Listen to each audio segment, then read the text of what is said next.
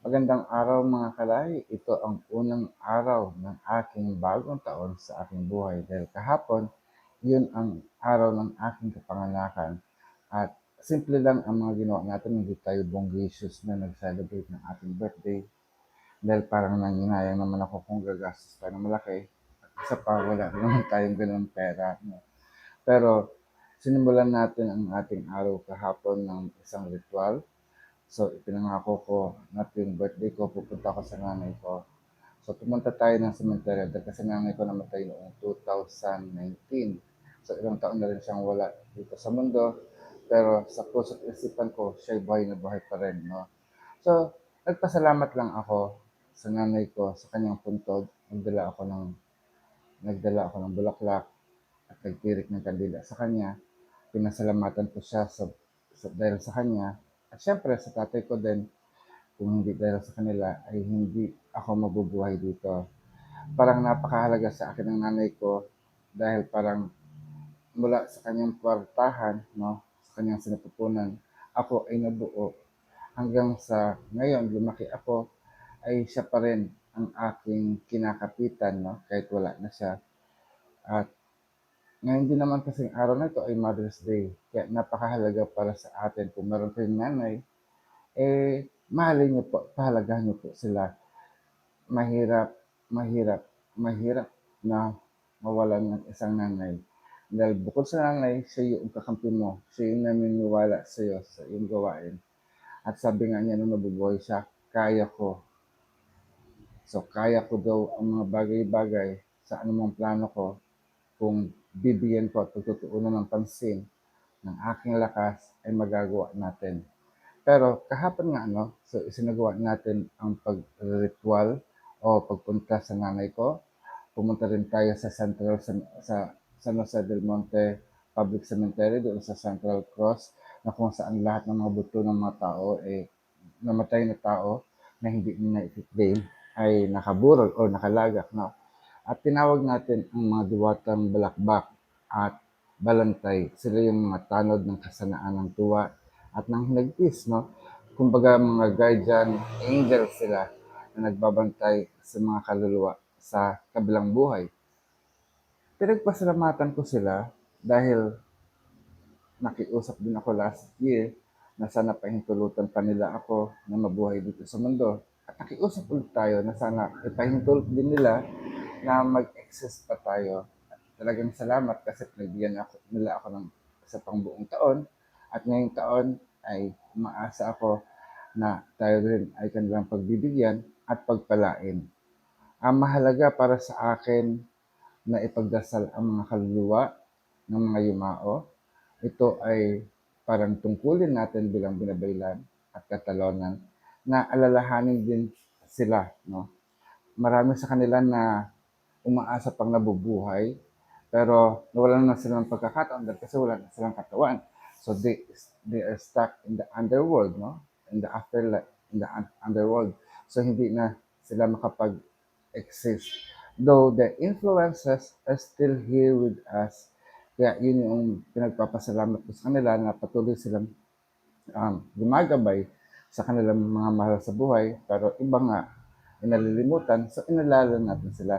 So nag-alay tayo ng kandila at panalangin para sa kanila para they will still continue to bless people, no? And also I ask them na sana wag naman nilang sumpain kasi bilang mga Pilipino, naniniwala tayo na ang mga kaluluwa ng mga yumao, no, maaari sila magbigay ng pagpapala o sumpa sa atin.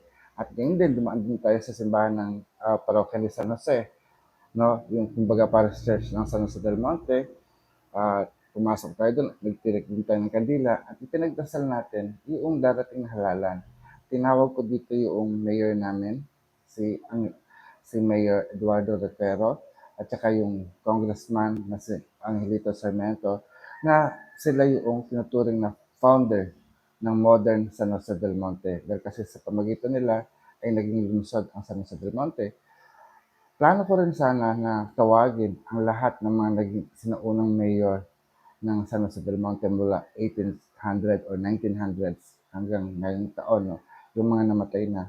Dahil parang I just wonder na kung ang mga dating pangulo ay pinapahalagahan ng bansa, pero itong San Jose del Monte, walang museo.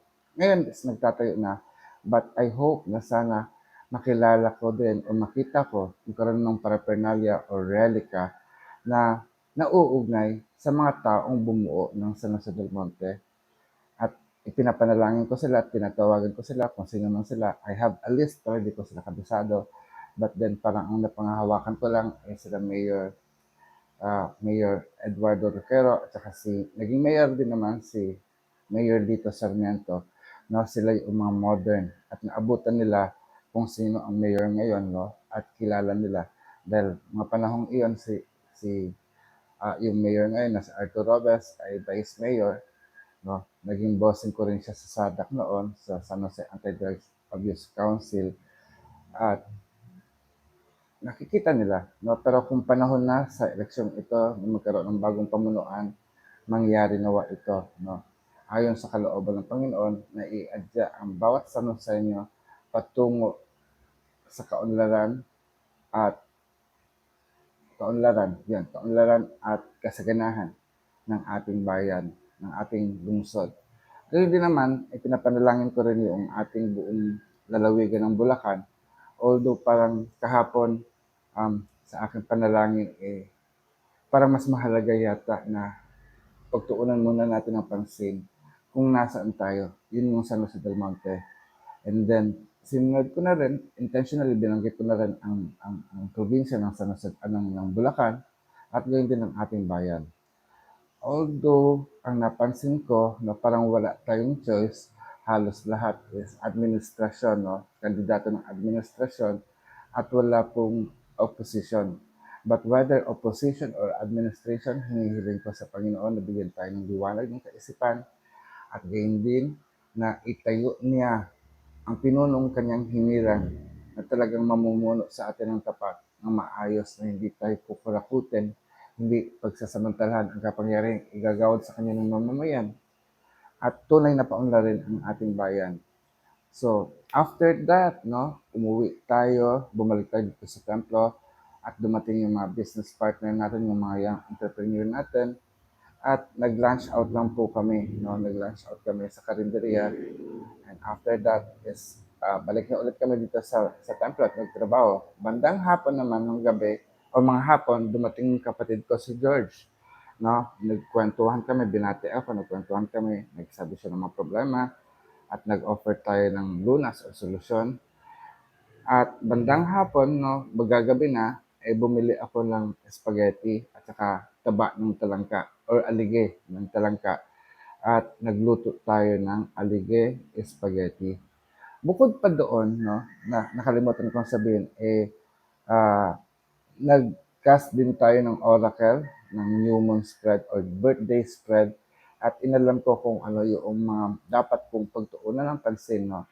At nagpapasalamat ako dahil kasi parang ipinahiwatig ng mga diwata na ang suporta at paglago ay kanilang ipagkakaloob at kanilang binigyang diin sa akin ang pagpapahalaga sa aking buhay. It means, dahil kasi nga sumusuko na ako sa totoo sa mga pagsubok, tahimik lang, hindi ko sinasabi, but then yun nga, napapagod tayo sa mga buhay, pero parang sabi ng mga diwata, no, you stay in your body, meron pa akong gagawin.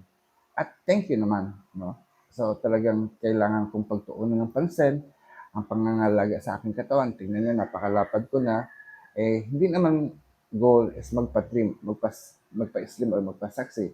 Basta gawin ko lang na wala akong nararamdamang sakit, no? Pero yes, I will do my personal physical exercise. Alagaan ko ang katawang ito dahil kasi wala ng ibang katawan na pwede akong paglagyan ng aking kaluluwa. At sa pamagitan din ng katawang ito is naihahayag natin ang mga karunungan, no? At kaalaman ng mga ninuno at ng mga diwata. At sana nga po, dalangin ko pa rin, lagi kong dalangin na sana patuloy niya akong tulungan, igiya, gabayan, patnubayan, upang sa ganun, mga taong lumalapit din sa atin, mapagpala din natin. No? And after doing the reading, no, is gumawa din tayo ng langis, ng lana. Actually, nandito siya, nakaalay siya, no. Konti lang siya, pero um, gagawa pa ako ng second portion para punuin natin siya dahil kasi apat na langis lang ang nagawa natin o apat na niyog lang ang nagawa natin. So, nangalahati lang siya. So, infusion ang ginagawa natin. So, meron siyang mga secret herbs and spices para for kagalingan at saka sa mga kahilingan. Yun. So, sa paggawa ng lanang ito is marami din akong kaalaman. Parang tulad ng tinuro sa akin kahapon na it invokes success. So parang tinanong ko rin sa akin na kung gusto mong magtagumpay, anong klaseng tagumpay ang nais mo? At dahil diyan parang in-encourage din tayo na bumalik sa basic. Magkaroon tayo ng goal, magkaroon tayo ng layunin, magkaroon tayo ng hangarin. So it always asks us to have a desire, to have something to look forward. At yun nga no, if if we formulate o kung gumawa tayo ng mga bagay na hahangarin natin sa hinaharap na makamit natin, is it will motivate us to live every day to reach that goal. No? In reaching that goal ay parang tinuturo din sa atin na magkaroon pa rin ng planning. Ito yung mga step-by-step process, step-by-step activities mong gagawin para ma-achieve mo yung goal na yon. At syempre, para ma-achieve mo yan, ay kailangan makadevelop ka rin ng skill level o asain natin yung mga skills level natin. Tulad ko ngayon, pagsasalita, sa pagtuturo, no, at sa paghihilot, ay kailangan pa rin mahasa. So it means, kahit tapos na kayo mag-aral, most of you ay mga professionals na, nakatapos na kayo pag-aaral, ay patuloy pa rin kayo mag-aaral. At ang pag-aaral na ito ay hindi sa libro, kundi pag-aaral sa pamagitan ng gawa, no, pagkilos. So aaralin pa rin natin, i-obserbahan natin, hindi lang yung basta-basta na gumagawa lang tayo ng procedures, no? So, ibig sabihin, let us be mindful of our actions because our action teaches us on what kind of reaction it will create. So, ito yung mga pag-aaral na ating sinasagawa ngayon sa ating buhay. At yun nga, kung aalalahanin din natin yung nakaraang taon, nung ako'y 46, sinalubong natin ang aking birthday ng special ritual talaga, bongacious na ritual, no? Ngayon, hindi ko to siya nagawa. Gawa nga ng maigsing. Although it's a long preparation, pero during the time, dahil kasi hindi naman din ako ang mag-isa lang nabubuhay dito, no? At mula nung naging bago to, hindi ko na nagawa yung special ritual na yun ng pagtatalaga. But still, effective pa rin ang pagtatalaga ko na ako ay ay pag-aari ng may-ari, no? Ako ay binabaylan niya, ako ay kanyang lingkod, at patuloy din ako maglilingkod sa inyo. Pero pinapasalamatan kong maigi ang diwatang kanlaon na siyang gumabay sa akin for the whole year, no? Um, dahil sa kanya, nakaalis tayo ng bansa, nakilala natin ang mga tao sa Amerika, mga bagong hilot binabaylan natin. At alam ko, sa buong taon, ilang beses siya nag-alburuto, pero hindi naman siya naminsala. At maraming salamat talaga, maraming salamat na mulaon ay pagiging ancient one. Lapit na rin ako maging ancient, no? So, magiging alamat na rin tayo, naging matanda na rin tayo. Halata naman sa ating itsura, dahil kasi hindi na natin mapigilan ang mga tao na tawagin tayong tatay. So, tatay ang tawag sa atin ng mga kabataan na ngayon. At hinihiling ko lang na sana mapanindigan ko ang pagiging tatay. No? Tatay sa mga kabataan. Kahit hindi ko sila anak, dahil wala po tayong anak, no? At ano pa ba, sa araw na to ay samahan niyo ako na tawagin ang panibagong diwata na gagabay sa atin. Since it's my New Year, ito yung first day ng aking New Year. Lahat naman kasi tayo, mga kalay, ay may mga personal New Year. So yung January 1, it is just a calendrical New Year. Pero sa buhay natin, ang pinaka-New Year natin ay yung araw ng ating kapanganakan. So maraming salamat sa Diwatang Kanlaon at sa lahat ng mga diwata na ating nawo-workout. Inaalala ko rin ang diwatang, kinikilala ko rin ang diwatang Anitong Tabu, ang diwatang Mayari, siyempre, ang diwatang Indianale, diwatang Nakapati, at ang diwatang Ananggolay na sa tuwing pag tinatawag ko sila ay laging narito siya. No? At gayon din, kinikilala ko rin ang presensya ng Diwatang Makapatag na isang aspeto ni Diwatang Laon, no? ng Diwatang Kanlaon na nagbibigay ng divine justice dahil nga sa mga tao na lumalapit sa atin, natatawag din natin siya at sinasamo ko rin ang kanilang enerhiya upang magbigyan ng katarungan sa mga taong humahanap ng katarungan. So, ngayong araw na to, hindi ko lang alam kung sino ang lalabas, no, na diwata sa ngayon. So, pasalamatan natin ang Panginoon. So, kukunin ko ang kanyang banal na sisidlan ng kanyang mga pangalan. Luwalhati at parangal sa dakilang kapangyarihan, lumika sa akin at sa buong sasangkuban. Luwalhati at parangal sa dakilang kapangyarihan, lumika sa akin at sa buong sasangkuban. Luwalhati at parangal sa dakilang kapangyarihan, lumika sa akin at sa buong sasangkuban. O Panginoon ng kaitaasan, Panginoon ng kailaliman, at Panginoon ng kaibabawan, Ikaw ang siyang may likha, ang may-ari at may-yari ng buong sansinukuban. Panginoon ng hilagaan, ang kapangyarihan mo ay lupa. Panginoon ng silanganan, kapangyarihan mo ay hangin. Panginoon ng katimugan, ang kapangyarihan mo ay apoy. At Panginoon ng kanluran, kapangyarihan mo ay tubig. Sinasamo ko ang iyong pamamatnubay sa buong taong ito ng aking buhay. Ikaw, hari ng mga diwata, hari ng mga engkanto, hari ng mga anito, at hari ng lahat ng mga kaluluwa. Ariin niyo po ang inyong abang binabaylan upang dalhin ang inyong kalulatian at ipahayag ang inyong dakilang pangalan sa buong sanlibutan. Sinasamo ko sa ngalan ng mga konseho, kapulungan ng mga diwata. Tulungan niyo ako sa taong ito. Luwalhati at parangal sa dakilang kapangyarihan na lumikha sa atin at sa buong sasangkuban.